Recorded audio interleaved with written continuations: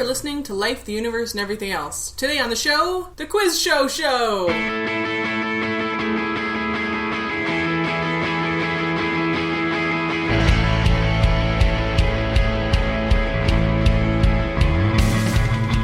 Life, the Universe, and Everything Else is a program promoting secular humanism and scientific skepticism, produced by the Winnipeg Skeptics. You can email your questions, comments, or criticisms to us at LUEEpodcast@winnipegskeptics.com. Show notes, references, and relevant links can be found at lueepodcast.wordpress.com or at winnipegskeptics.com/blog.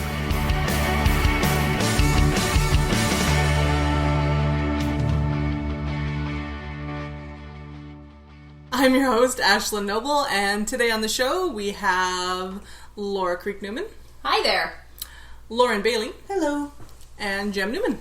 Hello. And today we're going to regale you with facts and factoids, and you should maybe get a pen and paper if you want to play along at home, because we have 4 very different quizzes. And that's going to be almost our entire show, but first we're going to start out with more dubious advice.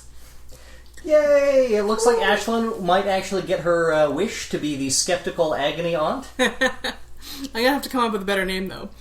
Alright, so we received a question from our fan Caroline. She says, "Hello, fellow skeptics. I enjoyed your Q&A bit at the top of the most recent episode, and I have a skeptic-related question I'd like to hear your thoughts on." No problem! I'm a skeptic and a vegan. I went veg before I knew much about GMOs or the organic industry. I just didn't want to consume animal products, and the question of pesticides or frankenfoods didn't enter into it at all. I say this because I know a lot of people who went vegan as a result of GMO fear-mongering. But since then, I've become more informed on the science and am proudly pro-GMO. However, the majority of specialty vegan products are a part of the non-GMO and organic product line. I buy normal stuff whenever I can, but I pretty regularly end up putting my dollars into a market that I think is fear-mongering and unscientific. I've heard of people that boycott organic, but those people don't have already restricted diets. What is your advice?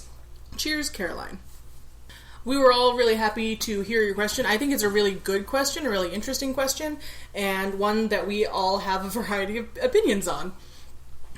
And we may end up expanding this into a full show topic eventually.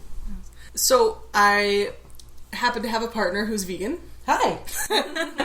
And it's true that the vast majority of fancy vegan products also have the taglines GMO-free and gluten-free a lot of the time for no reason. Yeah, I enjoy my tofu gluten-free. GMO Organic Alliance. Yeah. But the good thing is, if you make up a lot of your diet with things that aren't already prepackaged and made into patties, you can buy conventional vegetables and things, which is what we do a lot of our shopping in just the regular produce aisles. I'm not a fan of the fake meats. I'll get like the packaged tofu, the white bricks of doom. But unless we're going to a cookout or something, I won't go and get veggie dogs or veggie burgers, and I don't think I've had veggie baloney once in my life, and that was enough. Nope, there are lines I will not cross, and so I just don't eat that stuff. I understand that some people like it, but it's not for me. But I think the other side of the coin is that a lot more people are turning to vegetarianism and veganism in the past few years, and I think that's a trend that's going to continue, and it's a great trend.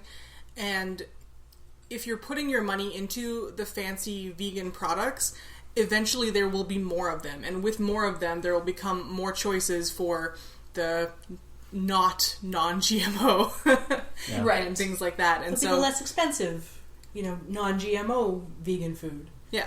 So if you can, and you want to avoid putting your money into the GMO scaremongering accounts and yada yada, buy as much of your produce from the regular produce section as you can, and when you put your money into the fancy vegan products, just know that eventually those products getting money will cause the whole line to expand. So what do the other vegetarians on our panel think? Yeah, well, I'm a vegetarian who also does not eat eggs and eats a very limited amount of dairy. I'm vegan adjacent. And for me, what it comes down to, I do like some of the meat, like the fake meat alternatives. I have enjoyed and will continue to enjoy vegetarian pepperoni from time to time. It is, I think, equally appropriate and consumable, and it is equally food as the real pepperoni, which is to say, not that much. What it comes down to for me is how bad is the pseudoscience that you're endorsing, and is there an alternative that is acceptable to you? So I think this goes beyond just like vegan products or vegetarian products and GMO. It's a more widely applicable rule. Yeah. Sure, when we buy soy milk, the only brand of soy milk that I really like happens to be like GMO-free Alliance or whatever. So we buy that because for me, the how bad is the pseudoscience is, it's not doing as much harm as, say, like homeopathy, in my opinion. And is there an acceptable alternative? No. And I don't feel like I'm contributing to a massive problem. Whereas in some cases, I will not patronize an establishment if, for example, we had for a long time in Winnipeg Organza, which was an entirely organic market. And there were products there that I wanted to get, but I refused to shop there because the entire establishment and the machinery around it kind of is an endorsement of this ideology. And there's a restaurant that I have been kind of wanting to try that has popped up in Winnipeg, and I think it's popped up elsewhere as well, called Freshie. And I look at the menu and I'm like, there's a lot of stuff on here that I would like to try to eat. It sounds delicious. But it's all like, cleanse your body of toxins with our new sandwich. Oh no, I didn't know that. They're also selling just juice cleanses now. Yeah. And so, again, I can get sandwiches elsewhere. I'll just go somewhere else. Yeah. It's a hard thing. I definitely fall in the same line as Jem. I mean, we do our grocery shopping together, so we eat the same kinds of foods. I know, amazing. But I also like some of the veggie products. I try to just keep those to a minimum. And I figure, in terms of those types of products, you're really not, it's either that or nothing in a lot of cases. Right. And I love hot dogs, for example. So I'm not giving up my hot dogs, so I'm going to buy the organic whatever ones. I still remember Skeptics going, hot dogs! They're the best. They're the best. You're so excited that I still remember the only vendor had. Oh. Anyway. They're so good. Anyway.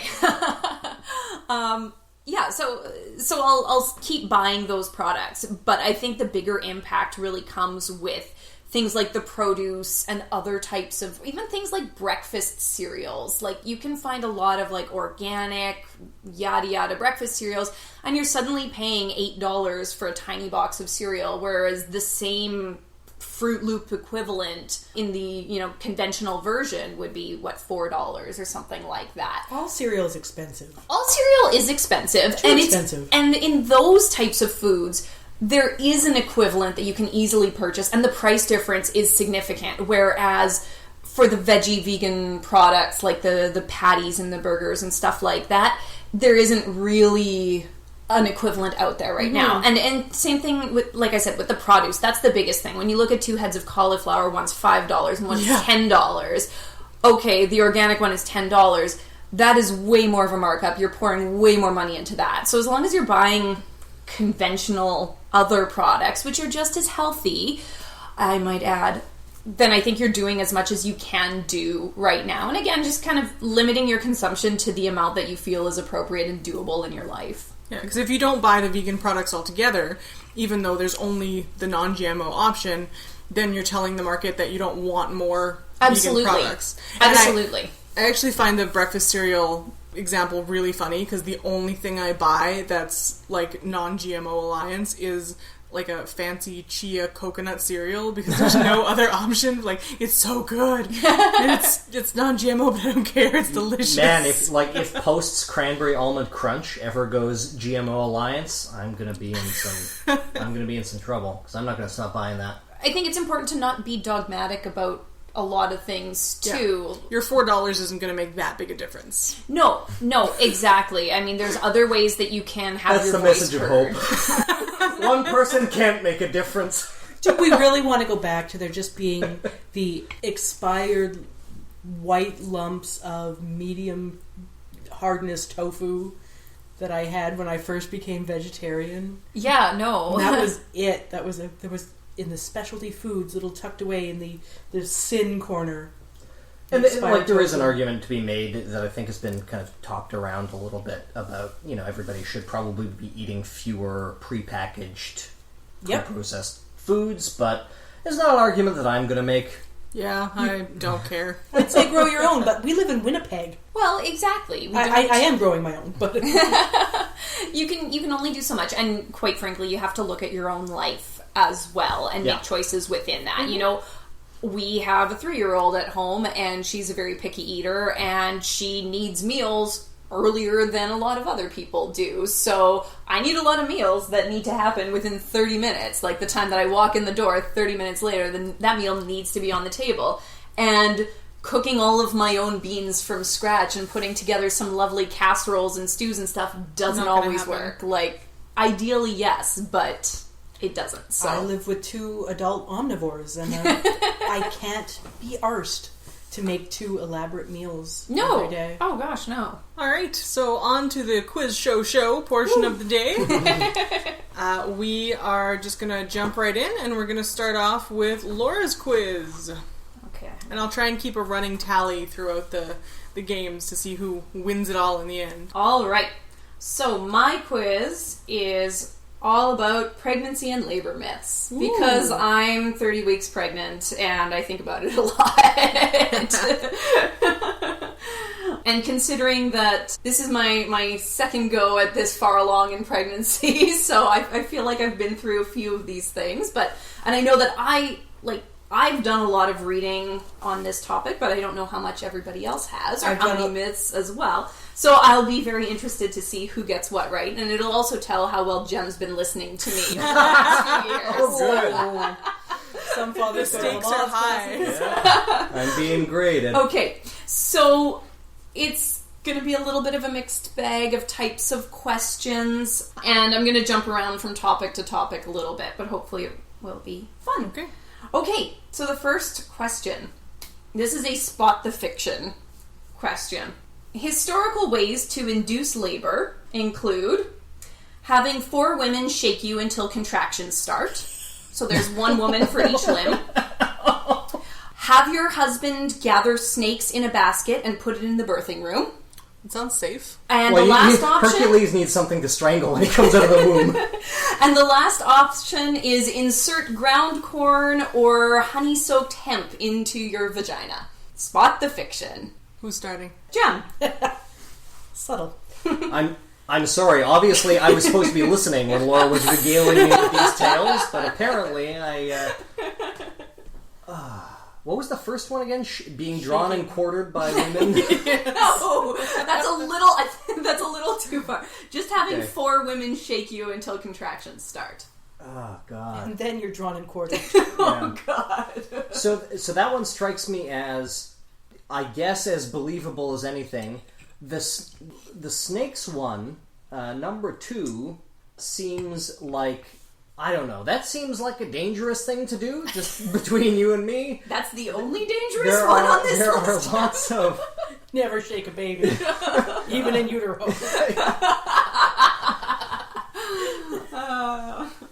But, there are lots of harmless snakes. I don't see why that one would even be thought to induce labor. I guess there's some, phallic significance to the snakes, maybe, but I'm going to go with number 2 as the fiction. Okay. We'll go around this way. Okay. So I have no idea about the shaking one. I guess... You gotta shake the baby out, yeah. The snake thing...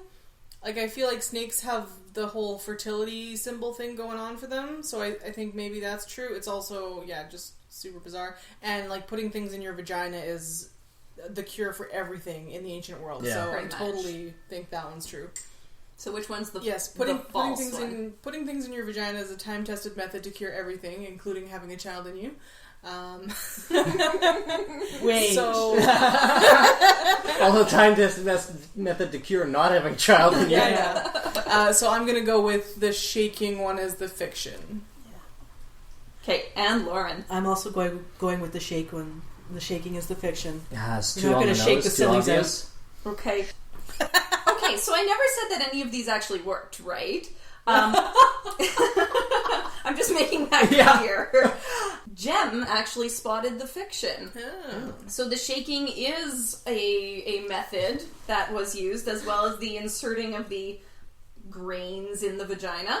The getting a basket Make of a nice- snakes is a myth that nice does porridge. relate to childbirth, but it is Yeah. not supposed to induce labor. I've heard something It is, I about basket believe, snakes. from China, and it is supposed A to... fertility ritual? No, it's you do actually have that basket of snakes in the birthing chamber, but they're to ward off evil spirits once the baby is born. Okay. That But makes it's not much more actually sense. supposed to do anything. So well done, Jem. Okay. All right, off Okay. to a good start. Question number 2. Which of the following is not a common side effect of pregnancy? A bleeding nose, a bleeding ulcer, or bleeding gums?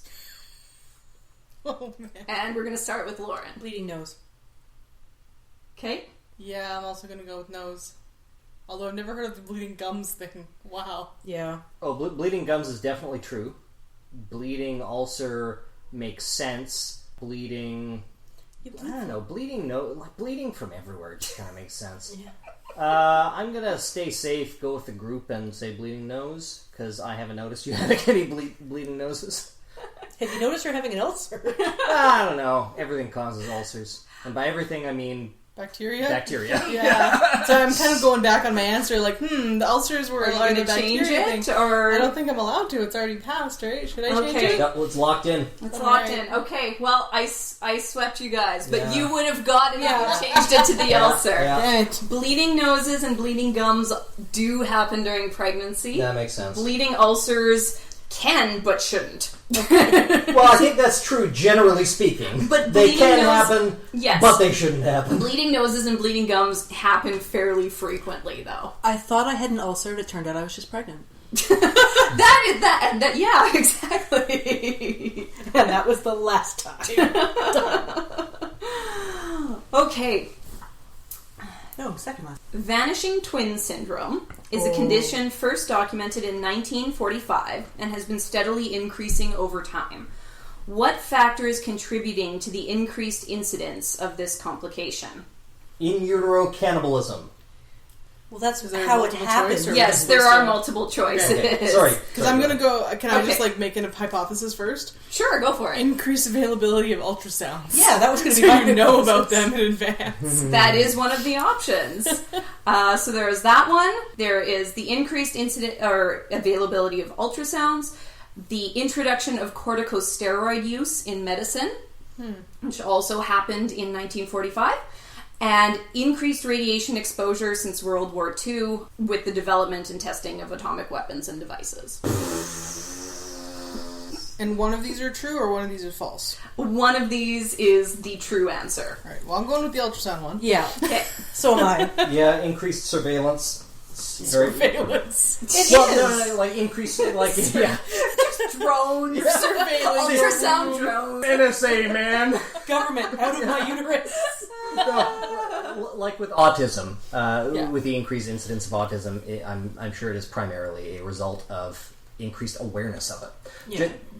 Just like increased awareness of spontaneous abortions, miscarriages is to Because some degree a result of people knowing they're pregnant a lot earlier. Yeah. Yeah, if you know you're pregnant at 4 weeks, you're going to lose more babies than when you found out you were pregnant at 18 weeks. Absolutely. All right, yes, you guys all got it there. I really liked, as much as this is a very sad complication, I really like the name Vanishing Twin Syndrome. And yeah, it was something that basically didn't exist before ultrasounds came along, and then as more and more people get ultrasounds, and also we get them earlier and earlier, not here in Manitoba, but in a lot of places they get them in the first 5 to 10 weeks routinely, so it's really... so you notice it a lot more. So it can also happen. Vanishing twin syndrome is also something that is applied if later in pregnancy if one of the twins dies, but it's not that same kind of vanishing. Reabsorbing sort of deal. Yeah. Yeah. So that You know, is cannibalism. yeah. I was joking when I said cannibalism because obviously it's not one twin eating the other, but Now, is that primarily a result of chimerism, where the one will reabsorb the other, or is that primarily just a result of having a partial miscarriage? Like in general, Yeah. vanishing twin syndrome. Generally, it seems to be when it happens in the first trimester, the twin that died, the fetal tissue does get absorbed, but it's not necessarily A totally. chimerism. Yeah, Okay. it's not necessarily that. It's just that. Yeah, like it is a miscarriage of one of the twins, but the tissue is small enough and all of that it does just generally get reabsorbed. Okay. Okay, so good job, everybody. Next question. The youngest surviving baby was born at what age range? Okay, 21 to 22 weeks, 22 to 23 weeks, or 19 to 20 weeks? 22 is where we count viability. Okay, so does anybody want to go first here? Oh, I'll say 19 to 20. I think there's probably been at least one that survived.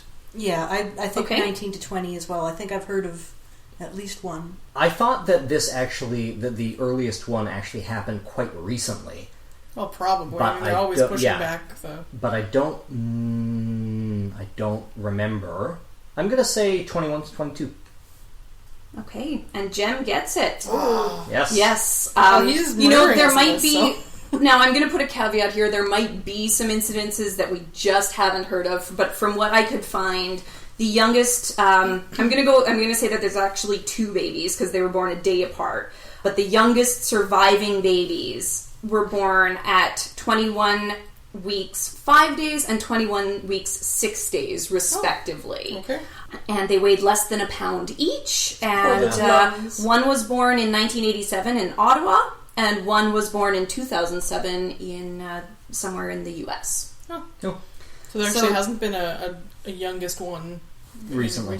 Not that I could find. So yeah, and that's where that cutoff of the 22 weeks viability comes in, because that's been kind of the standard, and there's a lot of ethical discussion in medical circles about should we try and resuscitate babies that are born earlier than that? Can they survive? Is it in the best interest of the child? And Now, so I know it's a very small sample set, but are you aware if there were like severe complications later in life? Generally, there are some complications. I didn't read into it too much, but the references to both of these children will be in the show notes. So if you want to look into it, but generally, babies born in the 23 to 26 week range have a fair number of complications, some of which do persist, including lung problems, vision problems, hearing problems, all sorts of things. And I know like a lot of brain development happens between like 20 and 30 weeks. Yeah. So, Yeah, Okay. the lungs aren't ready at 22 weeks. No. Next question. Eating for two. Women typically need how many additional calories daily for a healthy pregnancy? Keeping in mind that the average woman requires, based on calculations, about 1,500 to 2,000 calories a day. So, 150 to 200 calories a day, 250 to 350 calories a day, or 400 to 600 calories a day. I remember reading that it's equivalent to a piece of toast with peanut butter. So I think it's the second one, up to 350 calories. Okay? Who wants to go next? Sure, I'll say the same as Ashlyn. I'm going to go the smallest one. 150 to 250, is that what they're 150 to 200. Yeah, I'm going to go with that one. Okay. Lauren and Ashlyn get it. Yeah. Damn it! Generally, it's about 250 to 300 calories. I fudged the range a little bit, but it falls in there. 150 to 200 is not necessarily wrong, but it's definitely not eating for two. It's not more than 500 to 600 calories a day. Well, but isn't the whole point is you're not eating for two, you're eating for one and a tiny little bit. Well, you are eating for one and a tiny little bit too. And remember that your body, a pregnant body, is better at absorbing calories and using calories. It's more efficient. Yeah, just like you don't actually need a whole lot more calcium when you're pregnant because your body just automatically absorbs a lot more of it. So if typically it would absorb 30% of what's in the food you eat, now it's absorbing, say, 50%. That's awesome. So you don't actually need, as much as you are using a ton of calories, your body just gets better at using the ones that you're already consuming. Very cool. I was going to say, like, it seems like we could, come on, bodies, get with it. Why aren't you more efficient? But then I'm like, in our society right now, we don't need to be any more efficient. With the number of available calories that we have, we definitely don't need efficiency here. Yeah. Okay, next question. Which foods are said to make labor easier? Dates, papaya, or mangoes?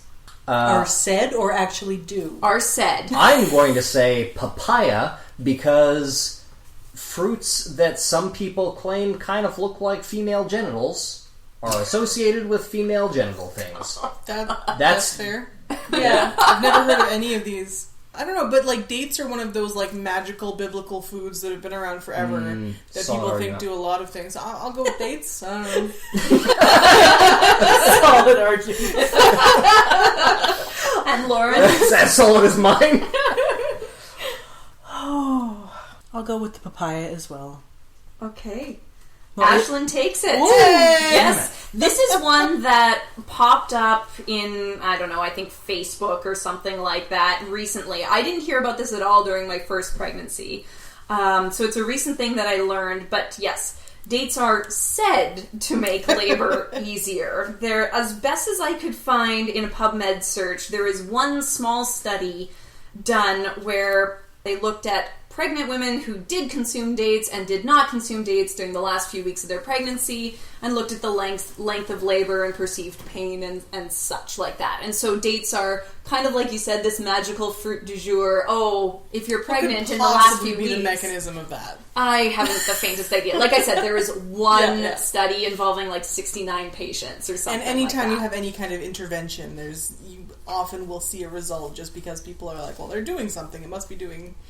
Absolutely.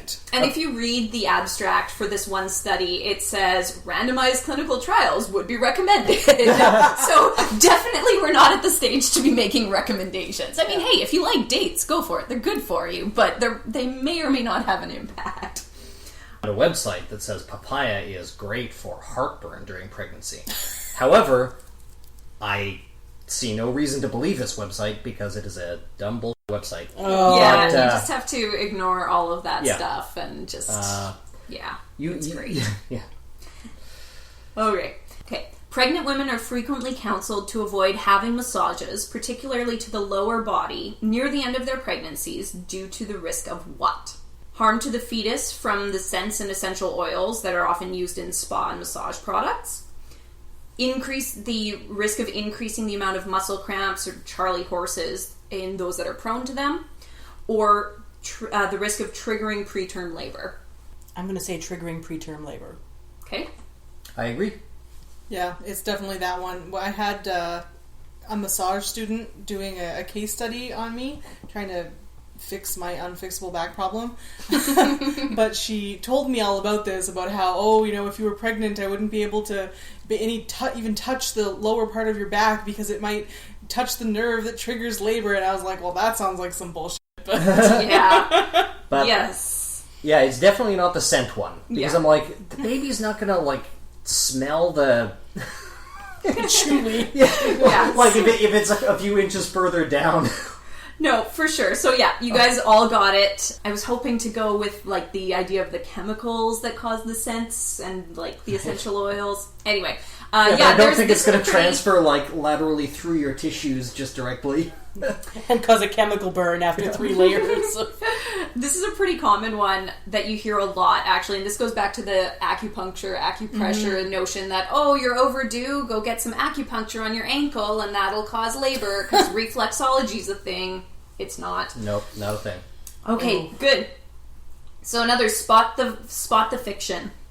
The history of human placentophagy, or eating of placenta, is that it has consistently been practiced by the mother in many cultural groups outside of Europe. Its recent surge in popularity developed in the 1970s as part of the alternative spiritual movement. It has been a part of some traditional medicines, but not given to the mother. The first one would be the false one. I don't think it's been widespread anywhere, anytime. Yeah. There's been burying the afterbirth. And but the first one. I think the third one is definitely true. because sympathetic magic is popular, and if you have a placenta around as the mother, you probably don't need whatever sympathetic magic you're going to get out of the placenta. I would imagine it's probably used in some sort of fertility rites. Number 2 also seems like it definitely would be a thing, like that kind of woo-woo stuff that our parents' generation was caught up in. Really seems to be around the time. Yeah, well, okay. Really seems to be around the time that caught on. I don't know. Number 2 might be the fiction, but I'm going to go with number 1. I'm going to go with the crowd. Okay, good job. You guys all got it. It has been consumed before, but rarely by the mother. Sometimes it is prepared in a way that is then given to the child or, like, perhaps the infant. Often that's done by drying it and making a tea out of it when the infant is sick. In some cultures, I thought you were going to say a jerky. Oh, God. You can't jerky a placenta. Ugh. And in some cultures, it's for the father to drink it, as again to ward off spirits and negative things. Other times, it's the caregivers that will consume it. But yeah, there was a really excellent study that I found, and they could not find any consistent consumption of placenta. It really started in the 1970s, and yeah. Good job. It's super gross, and you should not do it. It's awful. I mean, just look at a placenta. Go look at a picture of a placenta. Tell me you want to eat that thing. Like, no, not happening. There's no benefit to it. And it doesn't make any sense to prepare it in your kitchen either. Yeah, consuming human meat, especially human organ meat, seems, Okay. If you want to do it, that's your business, I guess. No, it's unsanitary. True or false? Symphysis pubis dysfunction, diastasis recti, and myasthenia gravis are all side effects of pregnancy. I know of You can tell us what these are. I know that 2 of them are. So I'm going to say yes, because pregnancy has so many side effects. Yeah, I know what the first one is, so I'm going to say true. I know what the last one is. And I've heard of the first one. Sure. Yeah, why not? I don't think Jim's been listening to you so much as he's going with us. It is false. Oh! Because myasthenia gravis is not a side effect of pregnancy. I thought it was. Not a regular one that I can find. This is the one that I always confuse with hyperemesis gravidarum, which means, extreme nausea and vomiting. Yeah. It's the gravis part of it that gets me every single time. But symphysis pubis is basically when the pubic bones stretch so much that it causes incredible pain and you can't walk. And diastasis recti is when the abdominal muscles stretch and sometimes can rip and can cause hernias. Yes. And what is the first one? You never explained what the Myasthenia first gravis, it's a neurological condition. Okay. Yeah. I would think I was confusing it as Yeah. well. Because I know every time I see it, I do that. The stretchy pubic bone thing is, I always find really cool. Ow. One of my favorite things about it, though, is that when you're looking at a skeleton, one of the best ways to age, to tell how old somebody was when they died, if it's a woman, is that you can look at that the connection on their pelvis and see how much it's been stretched out, because with a monthly cycle, it gets a little bit stretched out every month and then goes back together, a little bit stretched out every month, and so you can tell whether they've had children, how old they were, based just on that one joint. It's really cool. That's pretty cool. Last question. The average length of labor is 3 to 8 hours, 9 to 14 hours, or 16 to 21 hours. If we are assuming, because I know subsequent labors tend to go faster, or I believe subsequent labors tend to go faster than early labors, so if we are... Yeah. Yeah, so let's say that this is like first labors. I'm going to go with the middle one, because, like early labor, you're not in the hospital at all, and you're just going about your business, and sure. Are we talking Western or worldwide? Western, because that's the info that I can find in English and such on a short time frame. I'll go with the middle one as well. Okay. Ashlyn, with the crowd or against the crowd? I feel like you only hear about it if it's super short or it's super long, so I don't know what the average would be. Can you read me the lengths again? Okay, 3 to 8 hours, 9 to 14 hours, or 16 to 21 hours. Including all 3 stages of labor? Yeah. 8 hours is a long time. I'm going to go with the first one, I think. Okay. So, like, it's not an emergency when you first feel it, but you should probably get ready to go to the hospital. Probably should have gone with the crowd. All right. Yeah. For a first labor, it's often around 12 hours from start to finish, but it can vary, and any labor can be longer or shorter, and subsequent labors can be shorter, but they can also be longer, and all of that. And you generally only hear about it if it's like, we got to the hospital and it was born right away, or I was there for 2 days, or something horrible like or that. I woke up and told my husband to call 911, and then they delivered the baby in my living room, as happened to a friend of ours. Baby was fine. Yep. Perfectly healthy baby. That's good. That's good. So, our next topic, going from babies to cats. Which are like babies. Yes, sometimes, they're right? my personal fur babies. So, my quiz is all about the genetics of household cats. Yay! So, I made my quiz sort of Incredibly traditional high school biology quiz format, where you had to actually think up the answers and write them down. I think it's like pub quiz format. Yeah. Yeah. And so I distributed the quiz beforehand, and so there won't be any advantages to people hearing the answers first. And so they're just, our contestants are going to read off their answers when I read the question. Thank you, Jen. Origami. Alright. First question. All cats, including the big cats, have a mutation that deactivates a chemosensor in the taste buds. As a consequence, cats can't taste what flavor? Sweet. Yeah, let's just go in this direction. Yeah, I also said sweet, but I said sweet? So I couldn't remember if it was sweet or sour. I said sour. It is sweet. Ah. Yes. So cats cannot taste sweet. That's why cats are generally ambivalent towards things like berries and desserts, unless you're our cat Astra, who will eat anything. They're the only mammal study to date that cannot taste sweet things, but they do have receptors to taste other things like ATP. So ATP is the molecule that provides power to cells, and cats can actually taste that because there's Really? some of it in meat left. So Yeah. yeah, Cool. and they're, of course, obligate carnivores, and there's really no reason for them to get excited about carbs, so they Except if they're astronauts. There's always that one cat that does the thing that no other cats do, right? And there's actually 2 different sensors that taste sweet, and it's only one of them that are deactivated in cats. And usually the 2 have to work together to taste the sweet. And so there's some theories that that some cats maybe have a little bit of ability to taste that sweetness with their one leftover sensor. So that's why they might be but a there's little bit more no interested. definitive answers about that yet. Right. We just think she likes cupcakes. Yeah. And bread. Just take one bite out of every fucking slice.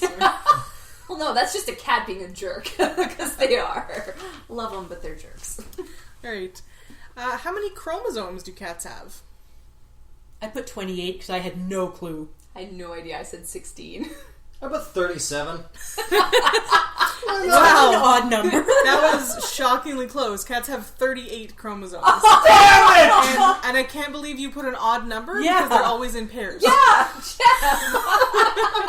So You can tell he was just throwing that question. Yeah, no, so they have it's a 19 theme pairs. to be continued. Yeah, 19 pairs of chromosomes. Some cats from South America, namely ones in the ocelot family, actually have 36. But there's some evidence that cats with 38 chromosomes and cats with 36 can interbreed, but usually the males will be sterile because they have that weird uneven number of chromosomes. Right. What congenital problem is very common in cats with white fur, but not in albino cats? I put deafness. Deafness. No, I put blindness. It's deafness. Yep. All right.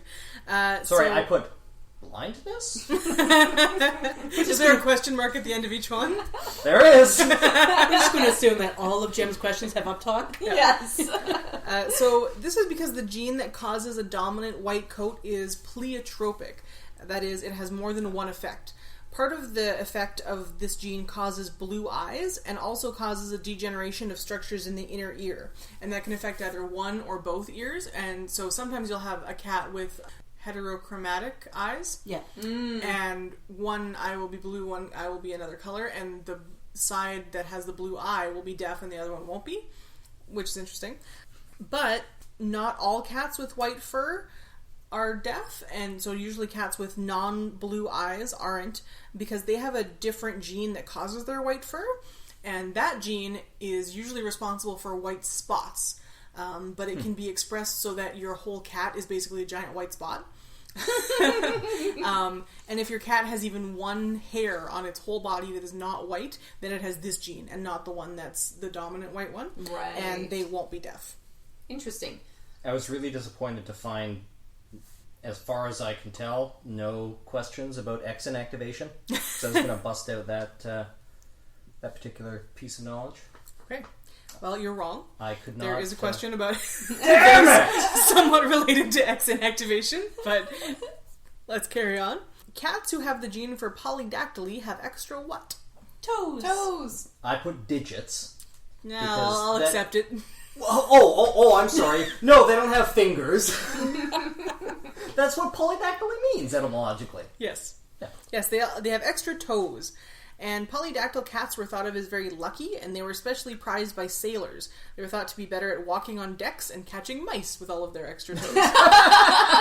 They're very common in port cities, and it's thought that they probably originated on the east coast of the U.S. And as a result, so many there. we can date the appearance of polydactyl cats in cities along the coast as those cities made contact with Boston. So polydactyl cats appeared in the cities as ships started coming from Boston. Cool. Which is pretty interesting. Yeah. It's fairly common to have, if you have the gene, to have polydactyl paws in front paws. It's pretty rare to have polydactyl back paws, and it's even more rare to have all four paws be polydactyl. That was interesting. So it is more fingers than toes. Yes. Right. Tortoiseshell cats are almost always blank. Slow and steady, but they win the race. Female. I said male. I had no idea. Did you actually put slow and steady? Of course he did. Tortoiseshell cats are almost always female. So this is a fairly technical explanation. Stop me if I'm not making any sense anymore. So tortoiseshell and calico coats result from an interaction between genetic and developmental factors. I didn't realize that tortoiseshell was... It's a coat color. Yep. Yeah, well... Okay. Yeah, I'm like, I have no idea what this means. Right. The primary gene for coat color can be masked by the co-dominant gene for the orange color. Yeah. And that's on the X chromosome. That's and, X inactivation. Yeah, if I'd known what a tortoiseshell cat was, I would have known it was female. Maybe if you hated cats less, you would know what a tortoiseshell cat is. Yeah, you only get X inactivation. Torties are my females. favorite because they also have brain issues, right? Okay. Nope, that's actually a myth. Okay, well, they're just Tortoiseshell weird. cats are not more weird than the general population. All of my tortoiseshell cats have been weird. You're weird. Yeah. You are the big common denominator there. I prefer torties. It's really cool. So, the primary coat gene for coat color can be masked by the co-dominant gene for the orange color, which is on the X chromosome and has two alleles. So it has like a big O and a little O allele. The orange and the not orange produce orange pheomelanin and black eumelanin pigments, respectively.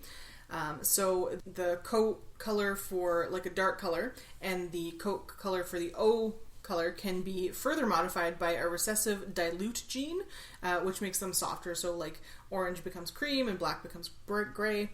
The cells of female cats are different than other mammals in that they have two X chromosomes. So each cell has both of the sex chromosomes. And they undergo the phenomenon of X inactivation. One or the other of the X chromosomes is turned off at random, very early in development, and the inactivated X becomes a bar body. Cells in which the chromosome carrying the orange allele is inactivated express the not orange allele, so whatever their darker coat color is, the chocolate or the black.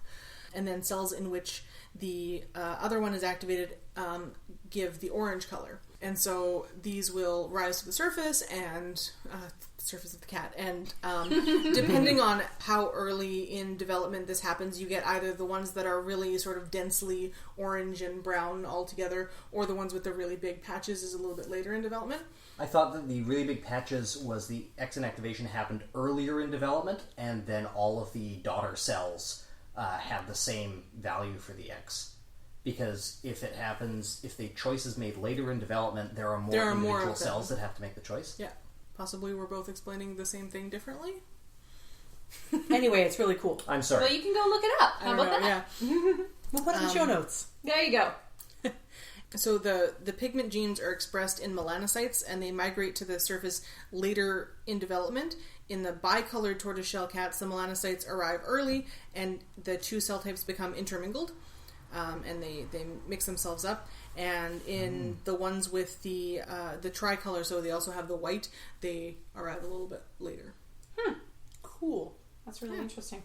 So tortoiseshells have really cool genetics. You'll also often see that tortoiseshell cats will have that really distinct line straight down the middle of their face because of this phenomenon, because they're arriving, and so you'll get half their face is orange and half is black. So Chimera cats. Yeah.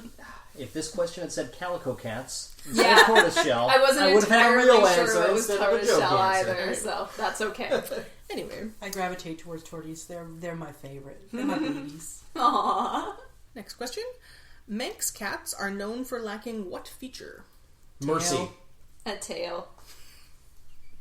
They do not lack mercy. They lack a tail. They have little nubbins, some of them. Some of them have sort of just really short tails, and some of them have basically none at all. This is an example of a trait that, if it's inherited from both parents, is actually lethal. So if you get one copy of the allele, you have no tail, and you're a typical Manx cat. But if you get two copies of this allele, your spine is so screwed up that you die in utero. So is that I'm not really familiar with Manx. Are they a breed, or is it just a thing that happens and then we call them all? Okay. Yeah. But it happened probably because of founder effect, and it is... They're all from the Isle of Man. Yeah, a lot of them are. And so in other populations, when this gene popped up, it would have just been outbred to different cats. But on the Isle of Man, it became very concentrated. Okay. That's good to know. Right. What breed of cats have a mutation in the gene which encodes the keratin 71 protein? I put Sphinx. I put Sphinx too. I put the bald ones. I will accept that answer. Actually, it says hairless, I assume? Yes. So I learned a little bit about the Sphinx and the Rex cat genetics while researching this, and they're pretty cool. This mutation causes the keratinization in the hair follicle to fail. So actually, the hair is formed in Sphinx cats. They actually do make hair in the follicle, but it's just really easily damaged or dislodged. So it doesn't get very far in development before it gets knocked off. Or babies. Yeah, but a lot of people will actually think that Sphinx cats are hypoallergenic, that you're not going to be allergic to them. But yeah, that's actually a myth. Most people are actually allergic not to cat hair itself, but to a protein that's excreted in their saliva and from sebaceous glands and deposited on the fur. And Sphinx cats actually get coated in this body oil more easily because they don't have any fur, and they do a lot more grooming because of that. So people who get a Sphinx cat and say, well, I'm not allergic to it because it doesn't have... Usually those people are just experiencing one of those effects where if you expose yourself to the thing, you become less allergic to it. My goodness, I wish that would happen for you. Yeah, that would be helpful. But they are, in general, no less likely to cause an allergic reaction than other cats. So the Sphinx was developed in Canada. Yep. And it was a Devon Rex, gave birth to this hairless mutant as a baby, as it was a male cat, and so they bred it to its mother to create the Sphinx gene. That's how a lot of these cat breeds are established. I've found that somebody who's breeding a cat finds an interesting kitten, and they're like, well, let's just breed it back to its parent to see what happens. And they get more of them, and most of those breeds are therefore founded from one cat. Yeah. That's pretty weird. We've got a big book of cat breeds, and it's full of all these little interesting factoids. And not that I'm cheating on this quiz. The book isn't here. We're good. I just happen to like kitties. Yeah. Right. So point coloration in cats is where the ears, paws, tail, and the face are a darker color than the rest of the body. So think like Siamese cats or some sorts of ragdoll cats will have this coloration sometimes. This is caused by a gene that is sensitive to what factor? I put melanin, but I'm probably wrong. I put that too. That's all I could think of. I put stylishness. That's a tuxedo cat. So it's actually sensitive to temperature. Oh! Really? So, it's a form of partial albinism. It results from a mutation that affects tyrosinase, an enzyme involved with melanin production. So the mutated enzyme is thermolabile. I have no idea how to pronounce thermolabile. Yeah, let's not say labial. It fails to work at normal body temperatures and becomes active in cooler areas of the skin. So the points of the tail, right, the paws, that makes sense. all of the extremities are able to activate this, whereas the rest of the body isn't. I think I have that. When I'm very cold, all my limbs turn blue. Pointed kittens are actually born white since the womb is uniformly warm. Right. And then as they age, they'll grow into these dark points in their fur. Oh, kitty. Wow. Yeah. My first cat was a seal point purebred Siamese, and she was beautiful. Just beautiful. I had a snowshoe Siamese growing up, and they're so gorgeous. So gorgeous. I really want a pointed ragdoll. They're so fluffy and so cute. Really, you want more cat fluff? Yes. With your allergies? More cat fluff. Ragdolls are actually one of the ones that have less of that protein that makes you allergic. So even though they're super fluffy, they're less allergenic. But just think of like the fur, we deal with 3 cats worth of fur already. Who cares? What's one more? We've got gray tumbleweeds, even after we've split. Tumble furs. That was the word I was looking for. The tumble furs. Yeah. Alright, we're getting to the end of the quiz. The agouti gene is present in many mammals, including cats, horses, rabbits, and mice. The dominant form of the agouti gene produces the most common coat pattern in cats. Argyle. No. Damn it. I put tabby. I put stripes. Ooh, it is tabby. Stripes is sort of on the edge of... Because I know that gene has to do with it, because I learned that through the Maltese tiger. Nice. Like, I know this one, sort of. The agouti gene actually causes hairs to be more than one color. So often this will present as stripes on the hair itself. Yes, actually, I've noticed that on cats. This is really common in rabbits especially. So if you blow on a rabbit's fur, you can see that there's actually concentric circles because the hairs all have these particular bands, and it's supposed to aid them in camouflage and hiding out. I have that too, but it's because I don't always dye at the same rate. So all my hairs are multiple colors because they're the different dye levels. I'm just a kitty. I also found it really interesting that apparently all cats have the genes for tabby coat colors. Yeah. But the reason that all cats aren't tabby is because some of the other coat patterns are more dominant. So things like pure black or the pure white that I was talking about, the spots and stuff, those are more dominant. But you can't have, for example, a cream cat or a light orange cat who's not a tabby because of the way that the genes interact. It's always going to be the tabby gene dominant if it's a lighter color like that. Cool. So that's why tabby is the most common, because every cat has that gene. Right. Default is a good setting. Last question. Whether or not a cat reacts to catnip is an autosomal dominant trait. True or false? This means in order for the offspring to react to catnip, the mother must have the gene that causes her to react to catnip. I said true. I said false. I said false. It is false. I fail. Yes.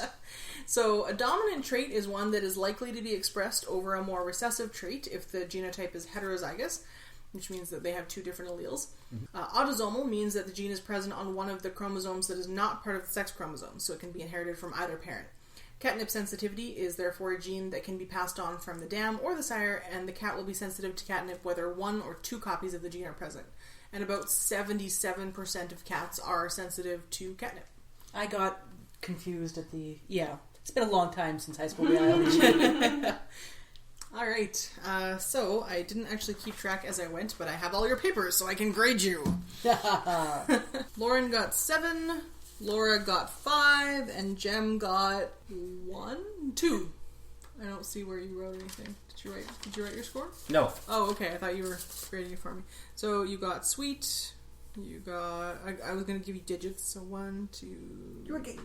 What other digits? Of course you were going to give me digits. You also promised to give me the hairless one. Yes, hairless, I assume. So you got 4. All right. Jem 4, Laura 5, and Lauren 7. Yay! Nice. I lose! Kitties. Great. Hopefully you found some of my kitty factoids interesting. Yeah, that was fun. Now we're going to go to Jem's quiz. Now for my quiz. I've got a degree in homeopathic medicine. You've got a degree in baloney. My quiz is called You've Got a Degree in Baloney.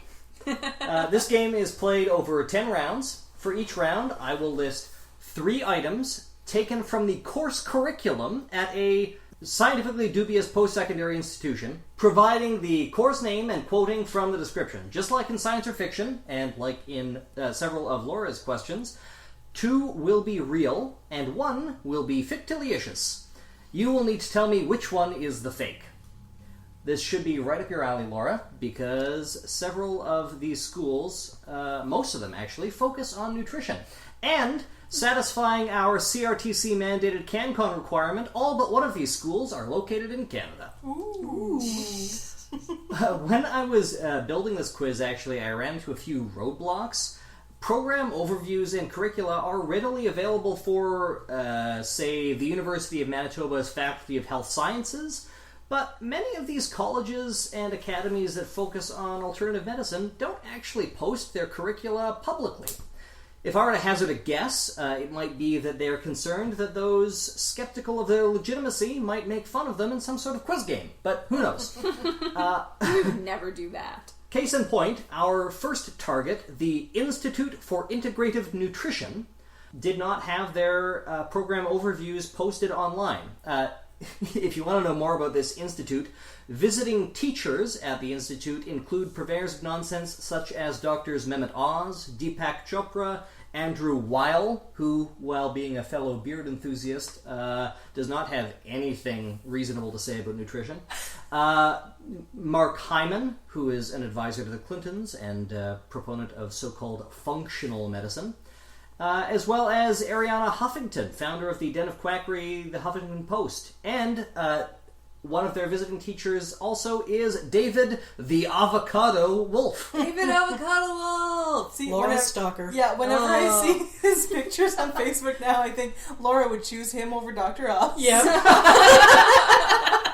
He looks like a yoga instructor. He looks like he hasn't bathed since the 80s. So, He has. It was just in coconut oil. the Institute for Integrated Nutrition doesn't have a link to their curriculum guide on their website, perhaps because they don't want it easily searchable. So I had to sign up to their email list in order to get it. The link to their curriculum guide showed up along with this note. Hi, Jim. I'm Joshua Rosenthal, founder, director, and primary teacher at the Institute for Integrated Nutrition. I'm happy you found us. I'm going to skip a little here. If you're anything like me, you receive a lot of email. Very true, skipping a little. Over the next few days, I'll be in touch to help you get acquainted with our school and our amazing team. I promise that if you're as passionate as I am about making the world a healthier and happier place, you're going to love what we have to offer. There appears to be no way to unsubscribe from this mailing list. So, maybe just send him a link to this podcast. In case anyone is interested in perusing their courses without having to put up with a constant stream of emails, I will link to their curriculum guide in the show notes. This seems perfectly reasonable to me, as the link is technically public and requires no login. They just don't link to it anywhere, and it's just like an Amazon AWS page. The 40-page booklet appears to contain more pages of testimonials than it does course descriptions, but I think you'll be pleased with what I was able to find. So, let's get this game started. Round 1. And remember, 2 of these are real, and you have to choose the one that is fiction. I've randomly selected who will go first, and it will be Ashlyn. Woo! So, Ashlyn, before looking at the course curriculum itself, let's talk some basics. The Institute for Integrative Nutrition classifies the following as primary foods. A. fresh local produce. B, spirituality. C, your career. Which one is the fake? Oh, primary foods. And there's only one fake, so I'm guessing your career? Oh, God, no, that's hard, no. So maybe primary foods are like your career, your spirit, your home life. But maybe it's like produce and also your spirituality. I'm gonna go with local produce because why not? Okay. So Ashlyn goes with A, local produce. Lauren. I hear what you're saying, Ashley. But I'm going to go with career. Okay, and Laura. I'm looking for the fiction. You're looking for the fiction. And only one is a fiction. Only one is a fiction. problem. But only one of these things are actually food. That's true. You've noticed the problem. We're off to a rip-roaring start. Does not compute, okay? Oh my god. Laura, you're a dietitian. This should be easy for you. I'm gonna say career too. And Ashlyn takes it. Yes! Quoting from the curriculum guide, and I'd like to remind you that this is an institute for nutrition, apparently. Yes. At Integrative Nutrition, we have a philosophy about food. Everything we consider a source of nutrition is really just a secondary source of nourishment. The foods you eat are secondary to the other aspects of life that feed you. This is what we call primary food. Relationships. You can eat all the broccoli in the world, but the quality of your relationships with family, friends, and coworkers explains a lot about the quality of your life. Cultivate relationships that support your wants and needs. Career. Most people spend 8 to 10 hours a day, 5 days a week at work. Are you passionate about your job? Do you love who you work with? Finding work you enjoy is essential to living a healthy, balanced life. I'll just break in to say that that's actually kind of false. Choosing to love what you do instead of doing what you love is actually Far healthier. Far healthier. But I digress. Physical activity. Our bodies thrive on movement and quickly degenerate without it. Exercise can be simple, such as getting off the subway or bus one stop early. Making physical activity a daily habit greatly increases your health and happiness. Spirituality. We all search for meaning in our lives, and feeling at one with the world can satisfy that longing. Some people follow their traditional religion of birth, while others explore new traditions. Spiritual nutrition can feed us on a very deep level and diminish cravings for the superficial rewards of life. So let's just redefine words so that we can teach whatever we want, whenever we want. They're like, holy shit, we don't know anything about food, but we're a nutrition institute. How can we fix this? I know! Oh, okay, Jem. Keep going. Okay. Just let's motor through this. This is going to be painful. Round 2. The following courses are taught at the Institute for Integrative Nutrition. A. Bioindividuality. Students explore the pros and cons of over 100 dietary theories and learn how to create personalized approaches to food and lifestyle. B. The energetics of food. Food has distinct qualities and energetic properties that will affect your body depending on where, when, and how it's grown and prepared. C. From farm to table. Learn about the complex journey your food takes and contrast modern farming techniques to those of our forebears. Which one of these is the fake? Starting with Lauren. C sounds like it would be too reasonable for them. Okay. But I was thinking A as well. Ooh. Yeah, let's go with A. A. Bioindividuality is the fake. Okay. Yeah. Laura.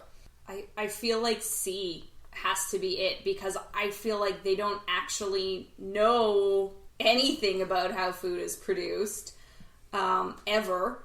I think they have a very fake sense of a fake and rosy sense of how the good old days were, and that shows up in their individual assessments. And I really think that the individuality part of it, because that's part of what's wrong with conventional medicine, in that is that, oh, you don't treat the individual, you just lump everybody together, but we're all individuals, and so despite the fact that they give everybody the same coconut oil, avocado, non-GMO advice.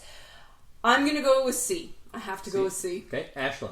So I have a confession to make. I was busy posting Laura and Lauren's reactions to your first question to Facebook, so I missed the first two, so you're going to have to repeat it for me. Okay. A is bio-individuality. Students explore the pros and cons of over 100 dietary theories.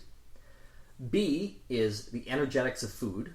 Food has distinct qualities and energetic properties that affect your body. And C is from farm to table.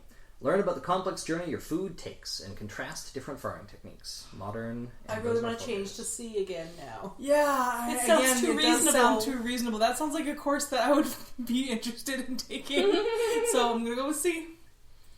I guess I'm locked into A. You're locked into A. And For the Laura, record, though. Yeah, it is C. Yes! Yay! Yes! Because we know they don't know anything about food. Yeah. Ashlyn is leading with 2 points. Laura and Lauren each have 1. I think one of you needs to change your name. Yeah, just for the podcast. You can start calling me Ousties. That's true.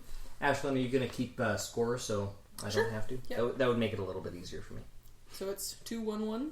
Yep. Okay, let's talk about dietary theories. Quoting from the curriculum guide again, discover more than 100 dietary theories. Are you confused about all the conflicting nutrition advice out there? We are the only school in the world integrating more than 100 dietary theories. We are all too unique to eat the exact same food, so discover the pros and cons of different options to find what works best for you. So, are you confused? Let's talk about 100 different dietary theories. So, round 3. At the Institute for Integrative Nutrition, you can learn about the following dietary theories. A. Macrobiotics, a philosophy based on balancing yin and yang through eating natural whole foods. B. The Pantheon Diet, a Mediterranean diet that divides foods into groups according to the 12 gods of classical antiquity. And C. Nutrisystem, a weight loss company that sends you prepackaged breakfast, lunch, dinner, and dessert, simplifying weight loss. I know all 3 of these exist. I've seen all of these. Laura. So, the one that I'm looking for the one that you cannot learn about there. Yes. Nutrisystem. Okay, Laura goes with C. Nutrisystem. Ashlyn. Like, Nutrisystem is definitely a thing that exists, but can you learn about it at this institute? Also, the first one used to Macrobiotics. biotics. Macronutrients are a thing, but they don't have to do with yin and yang? Well, that's what you think, Ashlyn. Everything has to do with yin and yang, Ashlyn. Come on. When was the last time you listened to Gwyneth Paltrow? Come on. Oh, I wonder if they would just, like, straight up teach Nutrisystem as a thing. I'm gonna go with it. I'm gonna know Nutrisystem. Okay. I don't think they've branded it yet. Nutrisystem. And I swept you. They teach Nutrisystem. You're so pleased with yourself. and What that do is they not teach then? the Pantheon Diet, Damn which I it, made that was up. the other one. I was like, that one sounds fake. But like, it sounds so fake that How can I make a fake Mediterranean diet? I Because know. there is a Mediterranean diet. We'll base it around the Greek gods. No, I figured it was fake when I heard the Greek gods part of it, but I really didn't trust them to teach a real diet thing. I trusted that they would teach some obscure bullshit and not something that actually exists. Like, that seems like something that either, like, Nutrisystem paid them to teach it, or I don't know. I have Also, no idea, I but want to it is know hilarious. if there's like 100 different systems that you can learn for the 100 different types of people. Do they think there's only 100 different types of people? Like, you either fall into one of these categories? I don't know. I'm thinking too much about this. They didn't, so you shouldn't. Round 4. At the Institute for Integrative Nutrition, you can also learn about the following dietary theories. A. Blood type. An individualized approach to eating which depends on blood type and combines anthropology, medical history, and genetics. Ooh, sciencey. B. Ayurveda. This ancient healing system from India emphasizes eating in accordance with your individual body type and the seasons. Or C. Breaking fast. A 2-meal approach that divides the day into 2 fasting periods, allowing bodies to optimally balance active and rest states. Starting with Ashlyn. Oh no, again, these are all things I've heard of. Oh, which one is the most bullshit? Because they'll definitely teach that one. I think the blood type thing is more like a Japanese thing, so maybe I'll go with that one as one they don't teach. Okay. Lauren. I'm also going to go with A, although I want to state for the record that you're making my brain melt. Lauren also goes... So Lauren and Ashlyn go with A, blood type. So at this point, when they're just choosing things to teach, they're just pulling things out of a hat and saying, yes, we're teaching this, no, we're not teaching that, right? I have no idea what their methodology is. Oh, because, yeah, like Ashlyn, I feel like they would teach all of those things. Yeah. All of them are ridiculous. Although I haven't heard it called breaking fast. Right now it's mostly called intermittent fasting. That's the big buzzword, but maybe they call it something else. Maybe they were paid by Breaking Bad to... The Breaking Bad diet. All meth.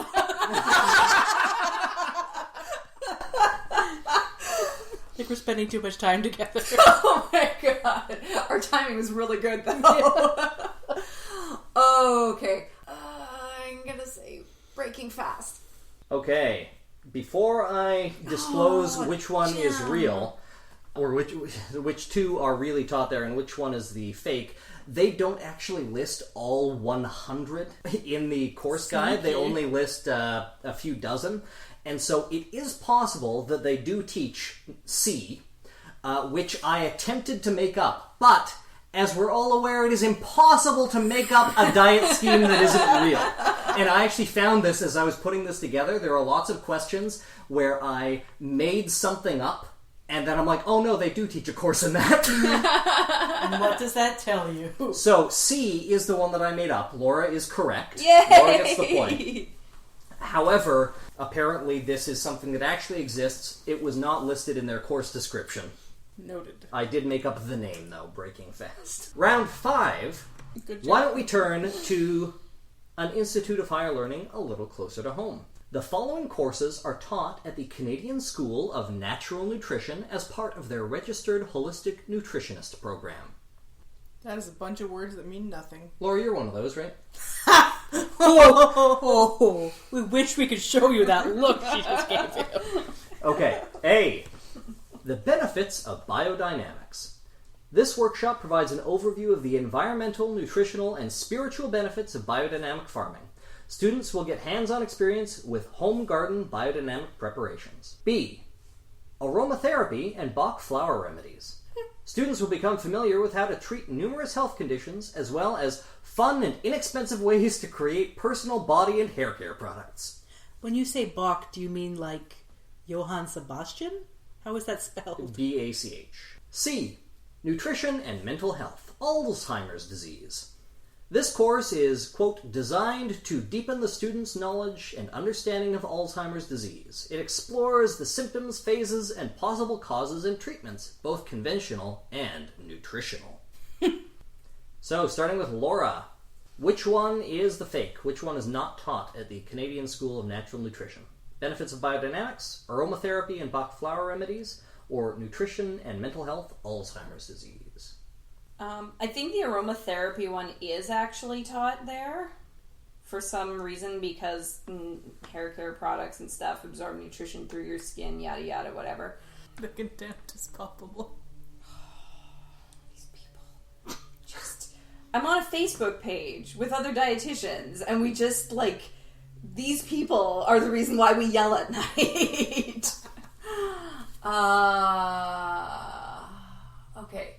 Again, I don't think they actually learn about how food is grown. And I'm not, now to be fair, I don't really know what biodynamic farming is supposed to mean. I'm assuming that means that when you have like mixed use farming and you're using like natural or like... No, that was that thing I did my segment about with the pyramids and the... And Oh! putting skulls in the ground and We shit. watched a thing Oh, with shit! biodynamic winemaking in Australia today. Yes, and I saw that pyramid when I was in Kelowna with the little winery. Oh yeah, I forgot that's what that was. Because I'm like, I've heard this term, but I forget what it means. I don't know. Oh no! Oh, okay. Tell me the options again. Biodynamic farming, aromatherapy. What's the third one? Alzheimer's. Nutrition and mental health, Alzheimer's. Okay, maybe I'll go with C because that one sounds too sciencey for them. Okay. Ashlyn. The one with the learn how to treat several issues and also make hair care products is just like, you should never be able to do that in one course. It's floor wax and it's dessert topping. With B, aromatherapy and bach flower remedies. That's a problem. And yeah, the biodynamics one, totally. That's right up their alley. So, but I mean, also, yeah, I guess I'm also going with C. Okay. Oh. And Lauren. Doesn't it make you sad to have to answer these questions? Yes. Like I said, my brain is leaking out of my ears, and I can give you a cotton swab if you want. I'm okay. I didn't need those, so I'm going to go with C as well, because Alzheimer's is a real thing. Well, I swept you guys again. Oh. It is actually the benefits of biodynamics Oh. that they do not teach. And Laura said they don't actually teach But that's real... the thing, yeah, because like, it's the biodynamics part that got me once I realized what it was. Because I'm like, I I'm don't sorry. think they know anything about food. Damn it. Yeah. So, they okay. do teach aromatherapy and bach flower remedies, and they do in fact say, learn to treat numerous health conditions and fun and expensive ways to create personal body and hair care products. In the same Right in course. there. Yeah, wow. Where is the CSNN located? Because you said closer to home, but you didn't actually specify. Toronto. I believe it's one of the Toronto ones. Okay. There are a few There's in a few BC of as them. well. Yeah, BC and Toronto area are the big. Looks like it's Ottawa, or they might have several campuses. That makes sense. And probably like online. Oh boy. So many of them. 13 locations across Canada. Calgary, Edmonton, Halifax, Kelowna, London, Mississauga, Moncton, Nanaimo, Ottawa, Richmond Hill, Toronto, Toronto East, and Vancouver. At least there's none in the I was prairies. going to say, yay, no Winnipeg. Established 1994, which you can tell from their website. Oh, wow. Okay, on to the question. The following courses are taught at the Canadian School of Natural Nutrition as part of their registered holistic nutritionist program. A. Mind, Body, Spirit. The Connection. The student will discover that physical diseases have related emotional, psychological, and/or spiritual links. The student will begin to understand these connections in the context of the anatomy of the human energy system, the anatomy of an individual's spirit. That is definitely in there. Oh yeah. Next. B. Candida overgrowth. Oh, Many Yes. people Yes, that is in there. definitely. Many people are affected by the overgrowth of Candida, which can release toxic byproducts into your body and cause many health problems from depression to leaky gut. C. Allergies. This course leads the student to understand what allergy is and how it works in the body, and what steps can be taken to remove the condition permanently in a natural way. Ashlyn, you should take this course. Yeah, I would like to take that course. If it worked. So, starting with Lauren, which one is the fake? The Mind, Body, Spirit, the Connection course, Candida Overgrowth course, or Allergies course? Oh, God, they all sound so horrible. I don't know. I'll have to go with the allergies course. Because Laura was so adamant about the other two. Okay, Laura. Oh, but see, the thing is, once the allergies one came around, I was Yeah. like, oh, crap. I am okay with getting 0 on this quiz. You know, the Candida one sounds maybe more, as much as I think they would teach it, maybe it's something that would be more from a naturopathic school, because that's super naturopath territory there. Not that the other ones aren't, but that's like their thing, right? But they're holistic. Natural Nutrition, Registered Holistic Nutritionist Program. I'm gonna go with Candida. Okay, Laura goes with B, Candida Overgrowth. Ashlyn. I'm gonna go with the allergy one. Ashlyn goes with C, Allergies. And, again, Laura is correct.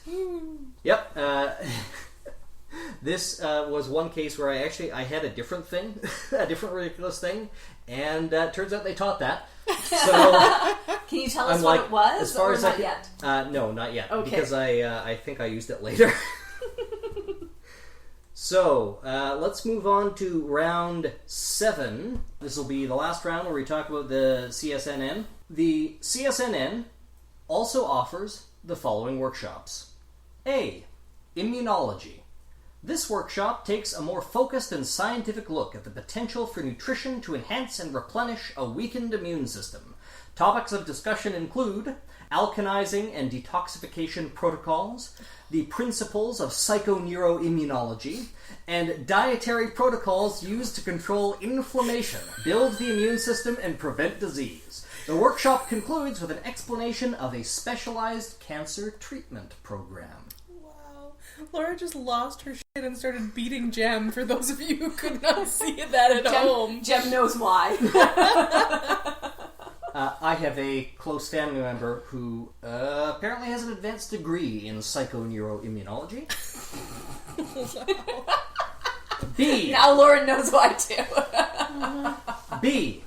Introduction to homeopathy. Speaking of said close family member. This workshop will provide basic knowledge of the history and complementary practice of homeopathy. Most importantly, it will illustrate what homeopathy can treat and when it is prudent to refer to a homeopath. Since Everything. the correct answers are nothing and never. So I imagine this is a pretty short course. And C. The art of the cleanse. This workshop provides an overview of the philosophy and practice of a variety of medical, nutritional, and spiritual cleanses. Oh my god. Let's start with Ashlyn. I don't know. Why don't they just offer all of them? There's got to be something about homeopathy at this campus. These 13 campuses. Yeah. Goodness gracious. So the one with all of the crap is the first one. Then there's the homeopathy, and then there's the art of the cleanse. Art of the cleanse, which it's just so Pooping for the good. ridiculous. There are spiritual cleanses too. Oh my goodness! I feel like you probably wouldn't have made up for the first one because that would be too obvious. But that's why I'm playing the metagame here. I don't know. Art of the cleanse is the fake. Okay, Ashlyn chooses C. The art of the cleanse. Lauren. I'm not playing anymore. No. Got it. Done. Pick one. Homeopathy. And Laura. I'll say the first one. It's a spread. We're gonna you can't sweep us this time. Yeah, exactly. Somebody's got to be right. And Ashlyn takes it. Yay! The art of the cleanse is the fake. They do, in fact, teach the principles of psychoneuroimmunology. Yeah. This is a field of study that makes some controversial medical claims. There are medical professionals who practice psychoneuroimmunology. The cancer cure in question for the immunology course is actually the Gerson therapy or Gerson therapy. It has been widely discredited by science-based medicine. Oh, that therapy makes me angry. Yes. Oh. Super angry. Yep. Blame the victim. The therapy. Oh, just be happy and it'll go away. Is that the one? It is a combination of nutrition and psychological counseling, from what I understand. I did not do a deep dive on it, so that may be an unfair representation. Vitamin megadosing or something like that. That was not the impression that I got. Okay. But no, it's just, if you ever want to make yourself angry, just look it up. If you need righteous anger, want to punch something, look it up. Yeah. There are... it is not science-based, but there are sufficient anecdotes, as we know from talking with close family members, to convince people that it works. Is said close family member on staff at this? Other workshops they offer include Ayurvedic medicine, breast cancer prevention, and an advanced course in detoxification. I wonder if the breast cancer one is like, just don't put your cell phone in your bra. Yeah. Don't look for lumps. You won't find any lumps. The art of the cleanse is not among them. That title is amazing. Thank you. I would like to remind our listeners, if this whole segment hasn't been a reminder enough, that in most of North America and Europe, anyone at all can call themselves a nutritionist. There is no requirement that they have any particular education. Much of the education that is available makes no distinction between science-based and pseudoscientific practices, and there is no consistent standard of care. If you're looking for nutritional counsel, seek a dietitian. For our final few rounds, let's take a look at some other Canadian schools of quackery that are not so hyper-focused on nutrition, although, of course, it will come up. Round 8. The Toronto School of Traditional Chinese Medicine offers the following courses. A. Shanghan Lun. This course covers the classic theories of infectious diseases caused by exogenous wind and cold factors. B. Genetic Memory. This course teaches students to recognize their innate knowledge and to guide others in unlocking the gifts and talents of their ancestors. C. Business Promotion. This course provides students with the knowledge and practical skills in business promotion, specifically client recruitment and retention. Lauren. B. Genetic Memory. B is the fake. Laura. B. Okay. Yeah. Ashlyn. B. Wow, that was pretty quick. I don't know. I'm done with this quiz, Jeff. Well, I'm certain that they teach a lot. They spend a lot of their time teaching how to promote your business because all of their graduates are essentially independent practitioners that they just have to market themselves. So that's most of what they do. And the other one, cold factor, is a big part of traditional Chinese medicine. Yeah, that's why you see so many of the babies bundled up on a sweltering hot day with all the... Yeah. You are all correct. The genetic memory one is fiction. I had to move that one around because I did find a place, actually, that taught that. So, Scientology at work? let's move on. So everybody gets a point there. Let's move on to the second last question. Round 9. The Canadian College of Homeopathic Medicine's postgraduate program outline for 2016-2017 includes the following courses. A. Cardiology. Heart disease, including stroke, is a common clinical condition in primary care practice. There are a number of useful homeopathic medicines that can benefit patients in both the acute and the chronic state. B. Vaccination. This course discusses the appropriate place of vaccination in public health policy and provides an overview of the symptoms and homeopathic treatment for vaccine-related illnesses. C. Autism, Asperger's, and ADD. Autism spectrum disorder and attention deficit disorders are all on the rise. In this seminar, we will learn to use and search the materia medica while creating a solid homeopathic treatment plan. Starting with Laura. Cardiology, vaccination, or autism, Asperger's, and ADD. What's the name of this college again, sorry? The Canadian College of Homeopathic Medicine, and this is their postgraduate program outline for the coming scholastic year. Well, the vaccination course would be another one of those never vaccinate. $500, please. Short course. Yeah. And the cardiology one is the worst part of it. God, seeking homeopathic treatment in acute cardiology issues. Oh, this is so hard. Oh, God. Remember, these points aren't real. I know, but... Okay, I'm gonna go with C. Autism, Asperger's, and ADD. Okay. Ashlyn.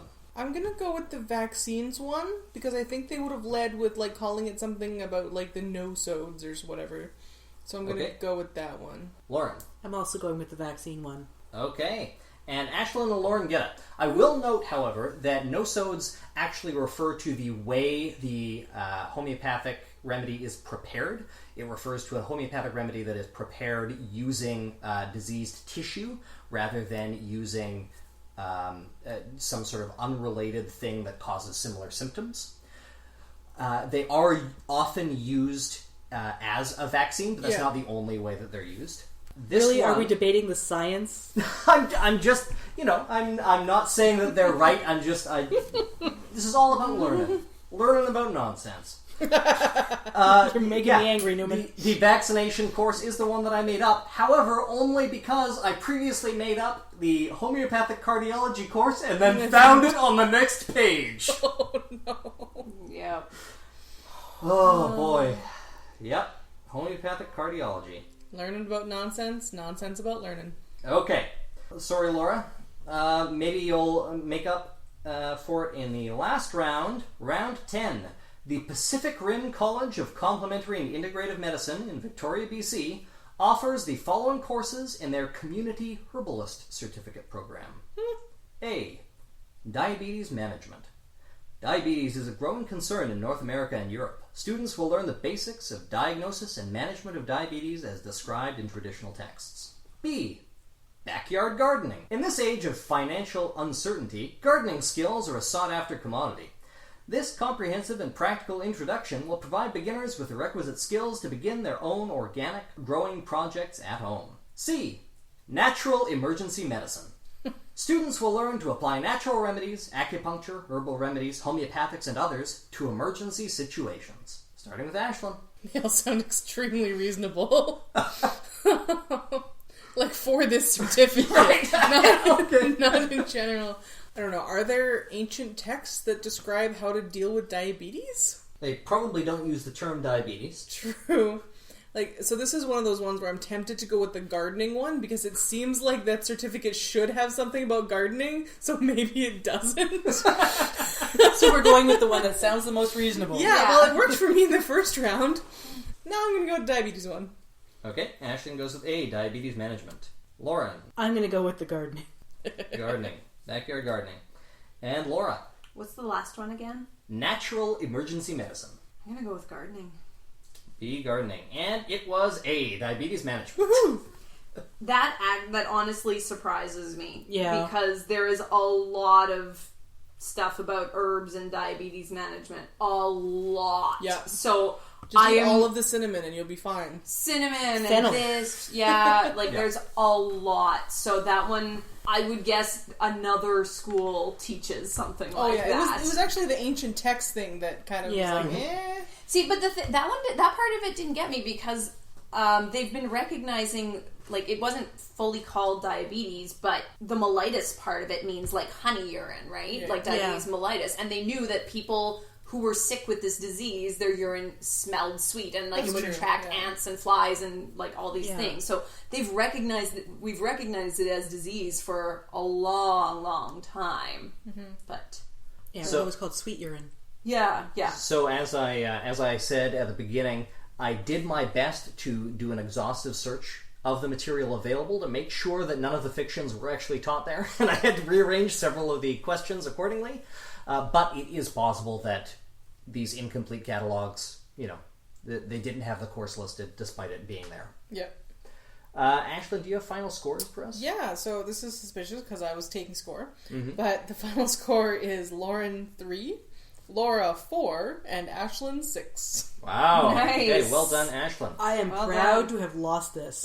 I poured through the curricula of dozens of North American nonsense academies putting this quiz together, and honestly the hardest thing was paring things down because there is so many nonsense colleges. Well, okay, that's not actually true. The hardest thing was having to totally rearrange the quiz when I realized that some of these fake answers actually were taught, and they have a goddamn homeopathic cardiology course. But it was a lot of fun, so I'm really interested in hearing from our listeners if this is something that we should do again, because I really enjoyed this. With a different panel, because I'm just going to... I was ready to rage quit. Table flip? Yeah. And she hasn't even done her quiz yet. Yeah. My quiz is awesome, and I was ready to just walk out of here. Alright, so heading into the last round, and keep in mind Lauren has participated in all 3 rounds so far, because she hasn't done her round yet, but we are at Jem 10 points, Ashlyn 11 points, Laura 9 points, and Lauren 15 points. Whew! So it's still anyone's game. So here we go. In the interests of parody and of fair use, we're here to play Peril! Yay! Yay! Ah! Peril is played a lot like a similar sounding game show, so you have to answer in the form of a question. We have 3 topics. We have debunked forensics, we have world creation myths, and we have neighborhood astronomy. Neighborhood astronomy means within our own solar system. Okay. Now, is it considered bad form if I pull an Arthur Chu and start bouncing around the board? It is up to you entirely. Okay. And we'll start with Ashlyn. Ooh, world creation myths for 600, please, Lauren. Oh, wait, do we have to wait until you're finished reading the question? Mm-hmm. Okay. Ao is the deity of light and the ordinary world in the mythology of this New Zealand people. Laura. Maori. Correct. I think that was before you finished. We have no way to lock out. Oh shoot, now I have to choose. Laura. Debunked forensics for 200. This effect has given rise to many misconceptions about the nature of forensic science and investigation procedures among jury members. Jem. CSI effect. Yes. What is the CSI effect? Oh, Wrong! All right. Damn so it. we're not going to give that to anybody. The board is still Laura's. Please answer in the form of a question. It's funny because Sorry, I I'm always an asshole. write my I always write my quizzes as though they're Jeopardy. I mean Peril. But I forget to answer in the form of a question. Okay. So it goes back to Laura to choose It's then? Laura's, yes. Okay, world creation myths for 200. World tree and wolf symbolism appear in the creation myths of both Turkic, Mongolian, and this mythology. Ashlyn. Norse. Correct. It was What is totally Norse? unrelated. Nobody's actually going to win this game. We're just screwing up on the questions. We are not ready for our primetime debut. So we have two bum questions, and Laura with 600 points on the board. Laura, it's still yours. Neighborhood astronomy for 200. This probe, which landed on Mars in 2012, is programmed to sing happy birthday to itself every year on August 5. Ashlyn. Curiosity? Answer in the form of... Oh, what is the Curiosity probe? Yeah. We'll give that one to you so somebody else can get on the... Oh, Yes, please. I Thank remember God. it was Curiosity. The other one. Oh, I it's so couldn't sad. Technically, it's the rover that's Yeah. not. Yeah, That's true, But yeah. yeah. I put that one This is in an just adrenaline rush. Ashlyn, you have the board. World creation myths for 1,000. Ooh, big money. Viracocha was the creator deity in this Andes region religion. Laura. I'm going to say Inca. Correct. Oh, Good damn job. it, I didn't... What is Inca? What is Inca? This game suddenly got a lot more lax. Now that I'm not the one forgetting. I just want people on the board. Yeah. Okay, Laura. I honestly didn't know if that was a religion. I'm just like, that's the only Andes area culture I know. I couldn't even remember which continent the Andes were on, so you're beating me.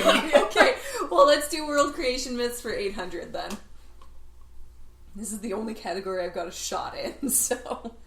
This giant sea creature, mentioned 6 times in the Hebrew Mikra, is thought to be a development of the earlier Canaanite sea monster, the Lotan.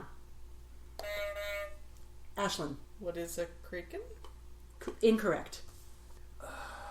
All right, we're going to go with 0 there.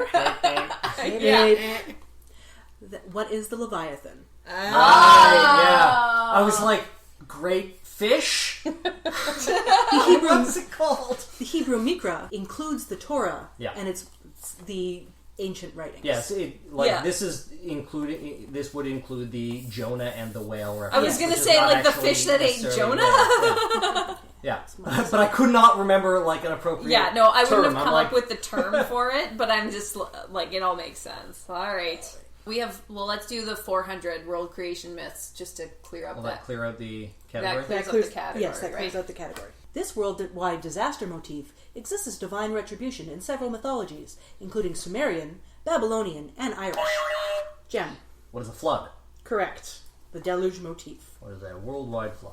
What is a big flood? Where God's like, sorry guys, I promise I won't flood again. And that's why we have rainbows. Jem. The board is yours. I will take neighborhood astronomy for 800. Neighborhood astronomy for 800. The first space shuttle, used only for atmospheric tests, was named this. Doot, doot, doot. Nope. What is the Enterprise? I was actually I didn't. So when you say atmospheric tests, it never are you talking like wind tunnel tests, or are you talking? It Like, never left our atmosphere. No. All right, That's- Jim, back to you. Okay, let's try neighborhood astronomy for slightly less hard. 600. This Jupiter trademark appears to be shrinking. What is the great spot? The big red spot. Big red spot, yeah. I don't know. Can't help. Yes, I'll give that to What you. is the big ass storm? I will give you that. Am I not in the negative anymore? We really need to enforce. We need some way to enforce beeping early, Ashlyn. I feel like for a lot of these questions, Ashlyn and I, can I beep now? Can I beep yet? Yeah. Can I beep? Current score: Laura at 1600, Jem at 400, Ashlyn at 0.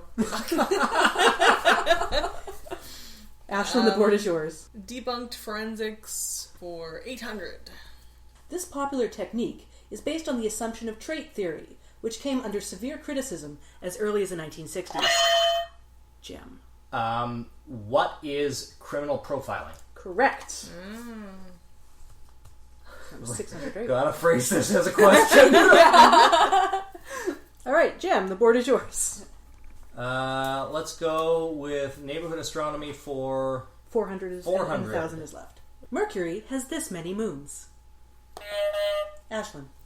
0? What is 0? Correct. yeah. How I many was going is to 0? guess, and I'm like, I'm pretty sure Yeah. there aren't any, but I was thinking like, in my I'm mind. sure Mercury's moons. Sneaky. Ashlyn. Neighborhood astronomy for 1,000. Mir, which was the name of the space station, is the Russian word for blank. Oh, I knew this at one point.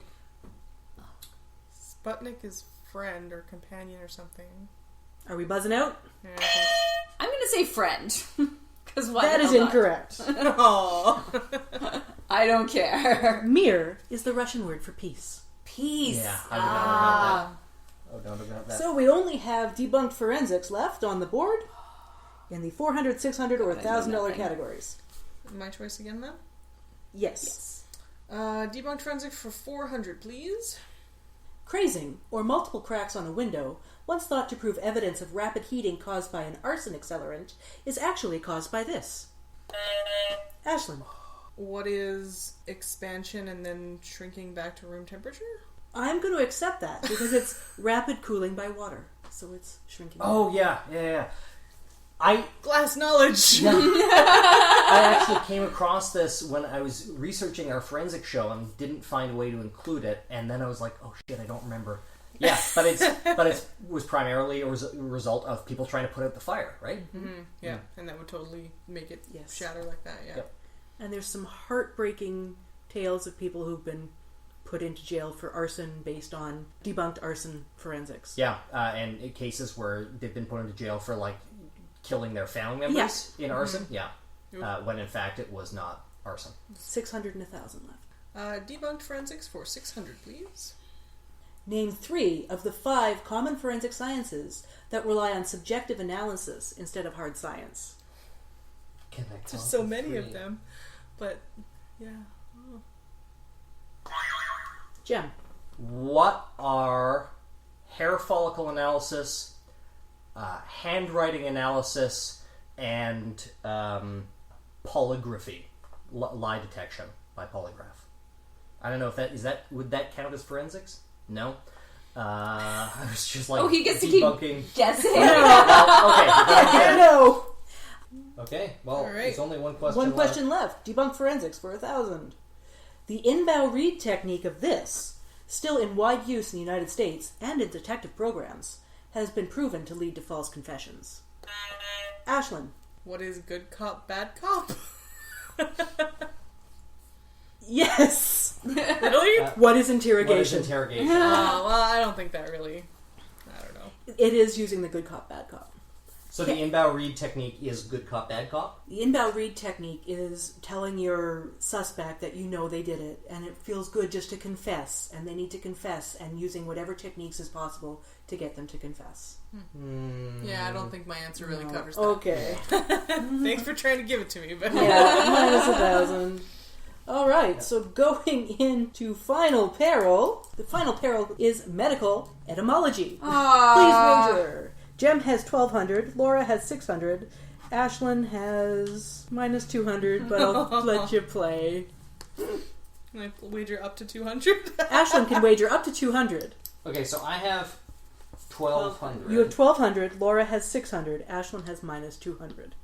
And she is allowed to wager up to 200. I should have guessed more wrong. Medical etymology. Are we ready? Sure, Okay, why I got not? my wager We down. have a wager down? Go for it. Because of where in the body it is produced, this hormone's name comes from the Latin for island.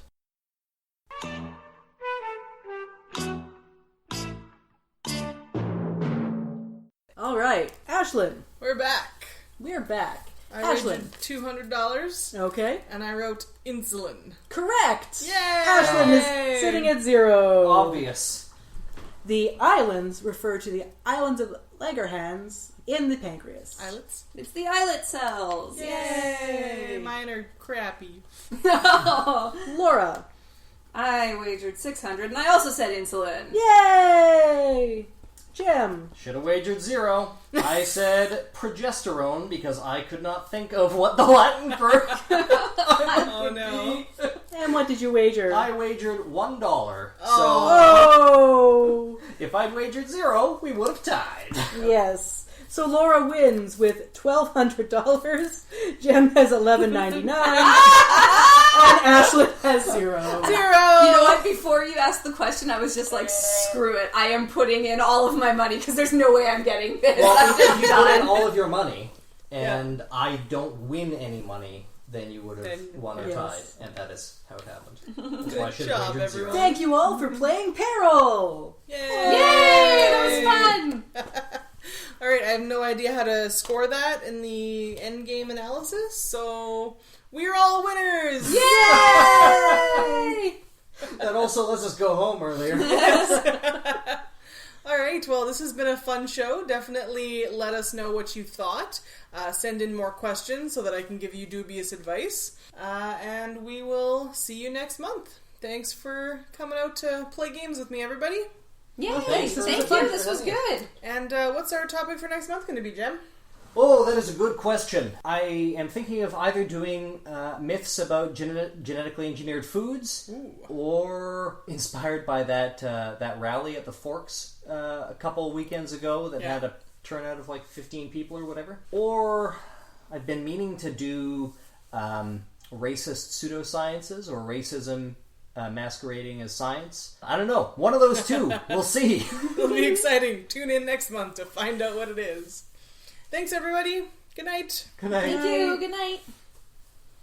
You've been listening to Life, the Universe, and Everything Else. If you have any questions or comments, or you'd like to suggest a topic for the show, send us an email at lueepodcast@winnipegskeptics.com. If you want to show your support, give us a review on iTunes or Stitcher. Follow us on Twitter or Facebook, or just share the show with a friend.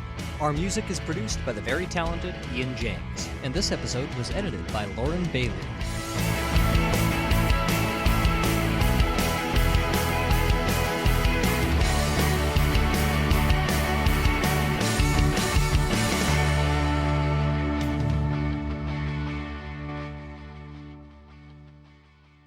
Today on the show, I'm your host, Ashlyn Noble.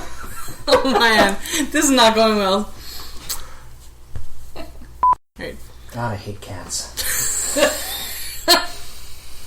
Oh, I wonder where that's getting edited. I took the cat to the vet the other day, and the vet's like, "Oh, so you're a cat person?" And I'm like, "No, I'm not really I don't really like cats." She's like, "Oh, are you more of a dog person?" Just hate No, I cats. despise dogs. Anyway, Jem doesn't answer questions the way that other humans would expect questions to be answered. yay! Damn it! And that's why we have rainbows.